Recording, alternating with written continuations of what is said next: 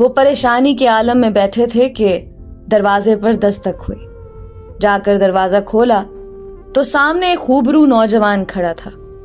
اندر آنے کی اجازت طلب کی تو مولوی صاحب پریشانی کے عالم میں کچھ سوچنے لگے۔ لڑکا سمجھ گیا اور اپنا تعارف کروایا کہ میں آپ کا شاگرد ہوں، بچپن میں آپ سے قرآن پڑھا ہے، فلاں شخص کا بیٹا ہوں اور برابر والے گاؤں سے آیا ہوں۔ مولوی صاحب نے پہچان لیا اور اسے اندر لے آئے۔ اس نے اپنے آنے کا مقصد بتاتے ہوئے کہا کہ اسے معلوم ہوا ہے کہ آپ کی بیٹی کے ساتھ یہ ماجرا پیش آیا ہے۔ مزید بتایا کہ وہ شہر سے حکمت کا کورس مکمل کر کے آیا ہے اور گاؤں میں حکمت خانہ بنانے کا ارادہ رکھتا ہے، لیکن آتے ہی اسے اس بات کا علم ہوا تو اسے یقین نہیں آیا کہ یہ واقعہ سچ ہے، اور وہ اس کا راز معلوم کرنے پہنچ گیا۔ مولوی صاحب کو بھی کچھ امید سی نظر آنے لگی۔ اس لڑکے نے مولوی صاحب کی بیٹی کی نبض دیکھی، کچھ تفصیلات پوچھی اور پھر کچھ سوچتے ہوئے مولوی صاحب سے ایک بکرے اور ایک کتے کا بندوبست کرنے کو کہا۔ جب لڑکی کو دن کا کھانا کھانے سے منع کیا اور بھوکا رہنے کو کہا، اس کی بات پر عمل کرنا پڑا۔ مولوی صاحب اور کرتے بھی کیا، ڈوبتے کو تنکے کا سہارا۔ رات تک سارا بندوبست کر دیا۔ لڑکے یعنی حکیم نے گاؤں کی کچھ معزز عورتوں کو بھی بلوا لیا اور ان سے بکرے کا گوشت پکوانے کو کہا۔ جب گوشت پک چکا تو اس لڑکے نے لڑکی سے کہا کہ پیٹ بھر کر گوشت کھاؤ۔ لڑکی بھی صبح سے بھوکی تھی، جی بھر کر گوشت کھایا۔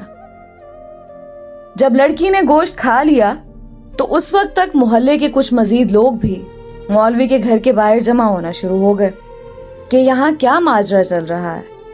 اس لڑکے نے مولوی صاحب کی بیٹی کو بلوا لیا اور دوسرے کمرے میں لے گیا جہاں اس نے پہلے سے کتا ذبح کر کے رکھا ہوا تھا۔ اس لڑکی کو بتایا کہ جو گوشت اس نے کھایا ہے وہ اسی کتے کا گوشت تھا۔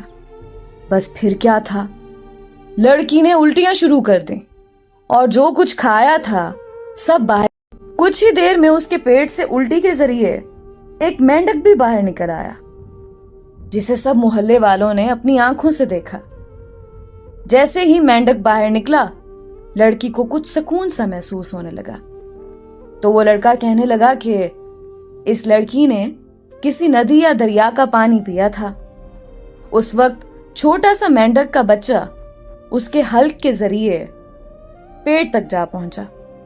جب وہ مینڈک کا بچہ بڑا ہوا تو اسے تکلیف شروع ہو گئی اور انفیکشن کی وجہ سے پیٹ بھی پھولنا شروع ہو گیا۔ گاؤں کے سب لوگ اس لڑکے کی ذہانت اور حکمت دیکھ چکے تھے اور اس لڑکی کی پاک دامنی بھی سب پر واضح ہو گئی۔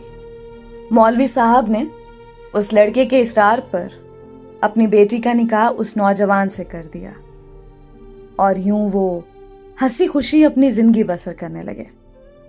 دوستو، اس کہانی سے ہمیں سبق کیا ملتا ہے؟ اس کہانی سے ہمیں سبق یہ ملتا ہے کہ اگر آپ کسی کو پسند کرتے ہیں نا اور وہ اگر آپ کو نہیں مل پاتا تو اس پہ آپ غلط تہمتیں نہ لگانا شروع کر دیں، اس کا مذاق نہ بنائیں اور اس کو بد کردار نہ بنا دیں۔ اور محبت میں الزامات نہیں لگائے جاتے ہوتے۔ اگر آپ نے محبت کی ہے اور وہ اگر آپ کو نہیں ملی تو اس کا مطلب یہ نہیں کہ آپ اگلے پر الزامات لگانا شروع کر دیں اور اسے بد کردار ثابت کریں۔